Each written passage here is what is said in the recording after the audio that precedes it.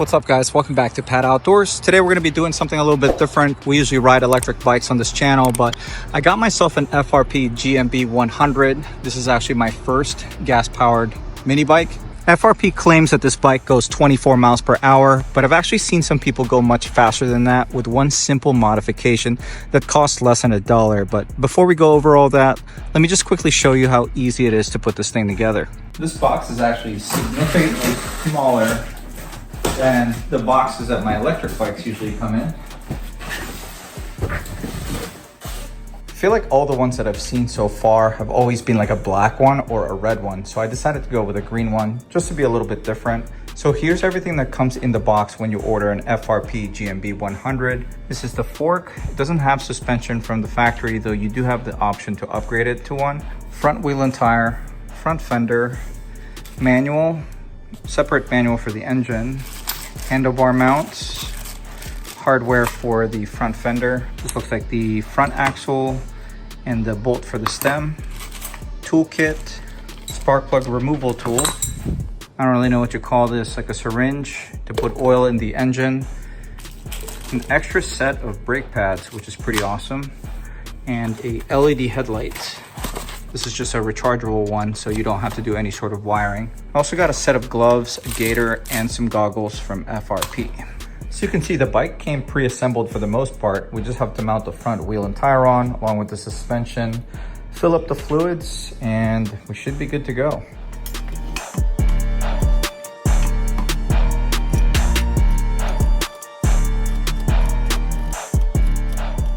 Just gotta make sure you mount the fork with the arrow facing forward. We're gonna slip the handlebar pre-assembled right through the middle of the fork.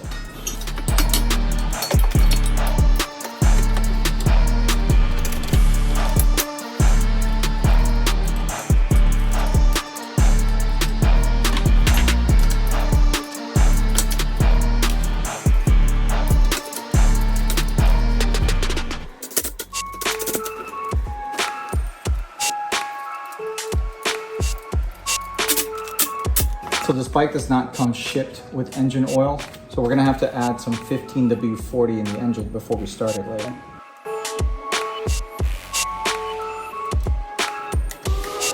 You wanna make sure you're installing the wheel with the tire tread pointing frontwards, spacers going between the fork and the wheel.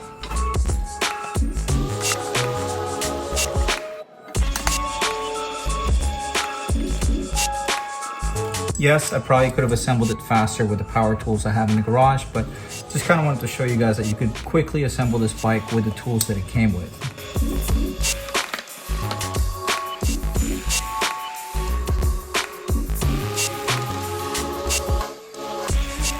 This is an off-road vehicle and is not intended for use on public roads.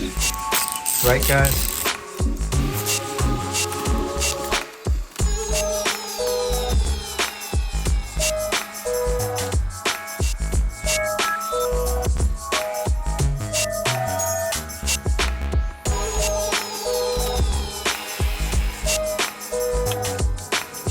Jesus Christ, that is bright.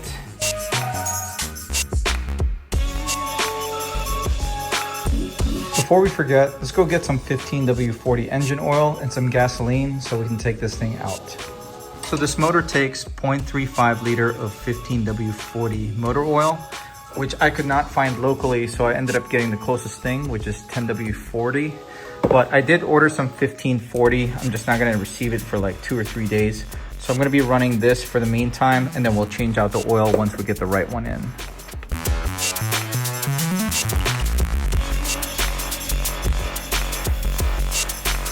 Yeah, I definitely poured a little too much in, so I'm gonna take some out.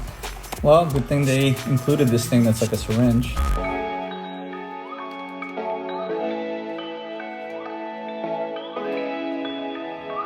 Okay, now we're exactly in the middle of the dipstick range. I am also going to be adding a little bit of oil for the clutch bushing, which is behind this cover. For that, it calls for a couple drops of 10W30, which I happen to have in the garage. Just got to take this rubber plug on top of the cover. Throw a few drops in there behind the silver washer. I'm just gonna fill this up with regular 87 octane fuel.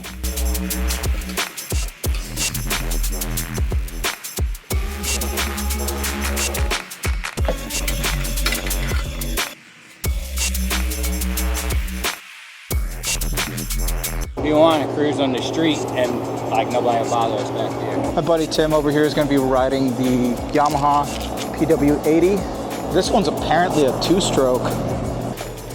All right, let's see how easy it is to start this thing. Make sure the kill switch is deactivated.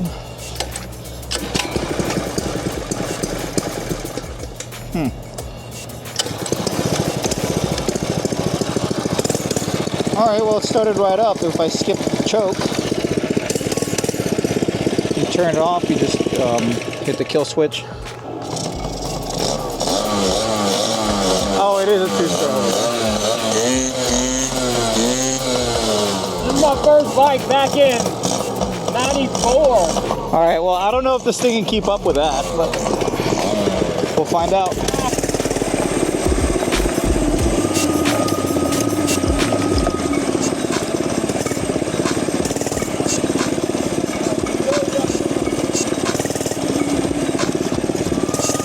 Damn. The thing about this bike is it doesn't have suspension at all.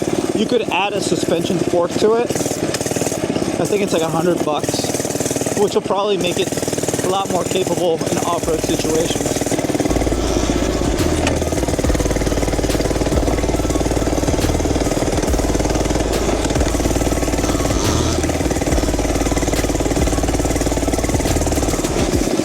Not gonna lie, it's a little bit rough without suspension.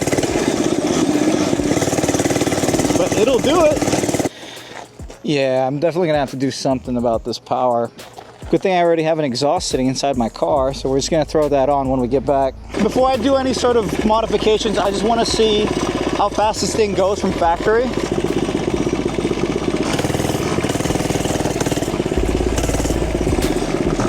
All right, let's see what the top speed is on the street.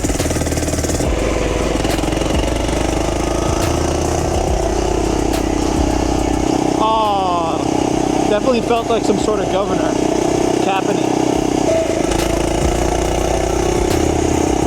So that's definitely top speed right there without uncapping the governor. So let's head back and do that real quick. Official top speed in stock form is 25 miles per hour. So that's pretty much what they claimed.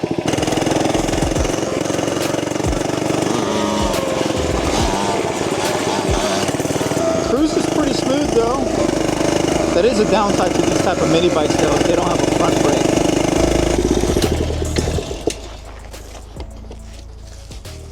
Check that out. Just got an exhaust from Amazon. I think this was like 25 bucks. Just gonna throw it on right there. Hopefully it's not too loud. To take off the stock exhaust, you just gotta remove these two 13mm nuts on the flange and then a 8mm bolt back here. It's on a bracket.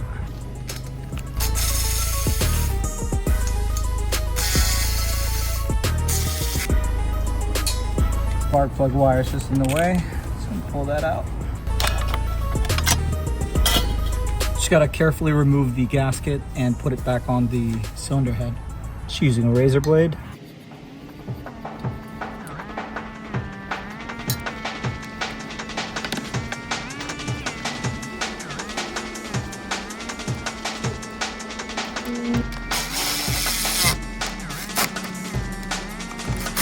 Fit like a glove. Check that out. I got a feeling it's gonna be loud as hell though. If you wanna check out this exhaust, I think I got it for like 25 bucks from Amazon. I'll leave a link in the description. Now we're gonna de-restrict the governor, which just involves putting a zip tie inside through the spring right here, just to keep it from expanding.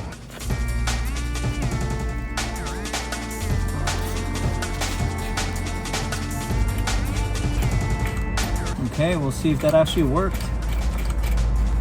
I almost forgot to put the spark plug back in. I would have been cranking it and cranking it.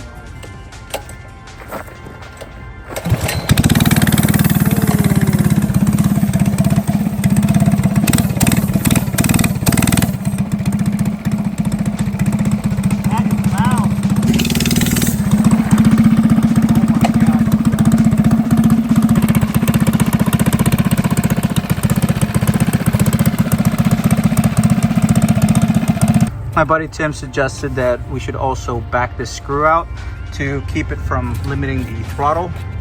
We're just gonna take a Phillips, back that out a little bit more because we're greedy.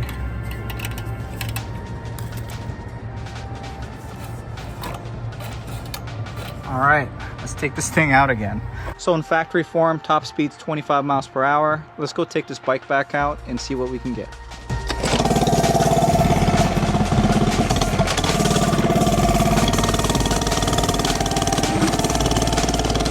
Yeah, it's definitely a lot peppier than it was just earlier.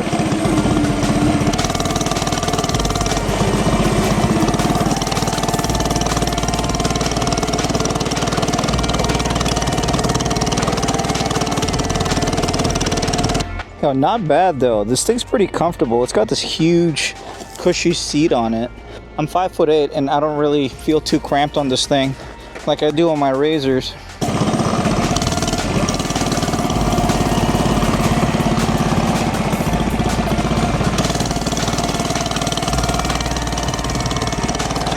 Race speed, come on.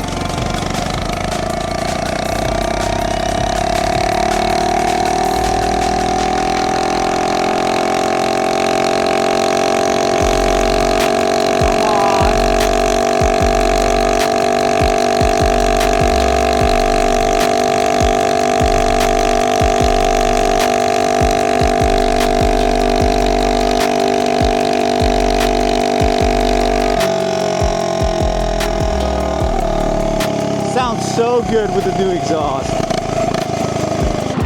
All right, 38 miles per hour is our new top speed.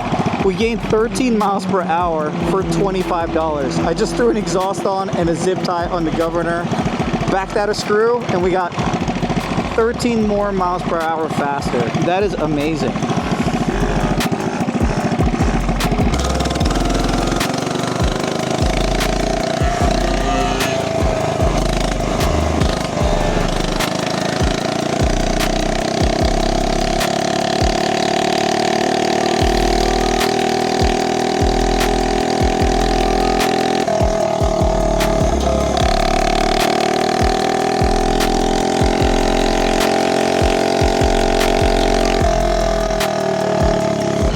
Yo, it's so much faster. Yeah.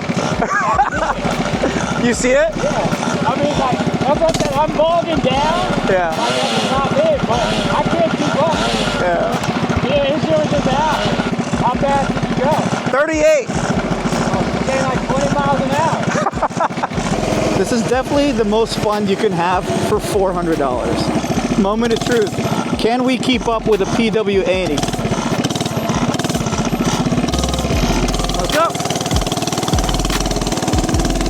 Ah, that, god damn it.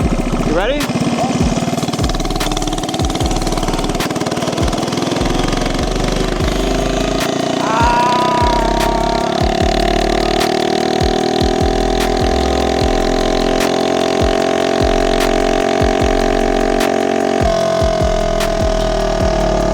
Yo, the new exhaust sounds so good.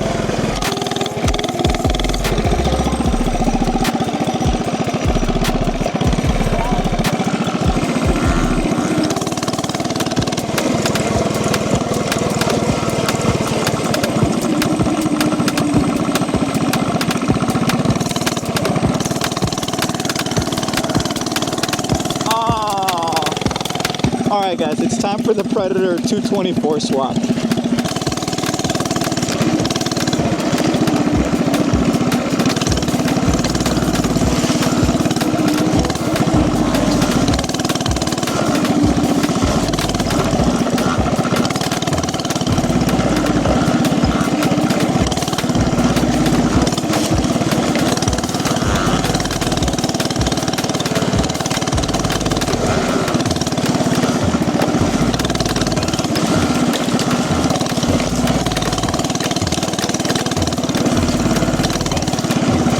That was pretty fun.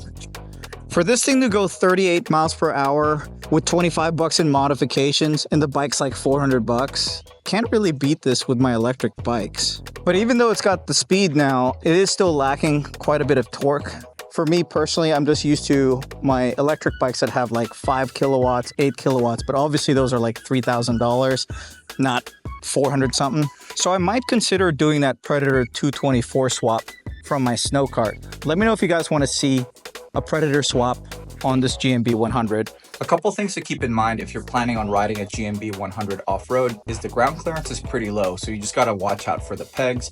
And I would highly recommend doing the hydraulic fork upgrade, which I believe is like $100. If you want to get more information on this bike, I'll leave a link to FRP's website in the description below. You can also get yourself $40 off by using discount code PATOUTDOORS. If you enjoyed today's video, do me a favor and hit that like button. And if you like this kind of content, want to keep up with some of my bike projects and reviews, consider subscribing to this channel. But this is going to be it for today. Thank you for watching.